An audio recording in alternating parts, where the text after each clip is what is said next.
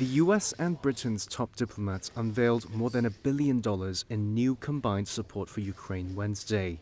Secretary of State Antony Blinken and UK Foreign Minister David Lammy were visiting Kiev to hear Ukraine's war goals. In a press conference bookended by air raid sirens, both foreign ministers also hinted at lifting limits on long-range missile strikes into Russia, which Ukraine desperately wants. However, there was no clear answer by the end of the briefing. And among other things, we discussed long-range fires, but a number of other things as well. And as I said at the outset, I'm going to take that discussion back to Washington to brief the president on what I heard. I know that David's doing the same. Lammy and Blinken had arrived at a critical juncture in Ukraine's struggle against Russia.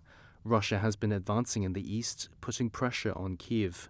Meanwhile, Ukraine's President Volodymyr Zelensky has been pleading with allies to remove curbs on long-range US ATACMS and British Storm Shadow missiles to strike deep into Russian territory.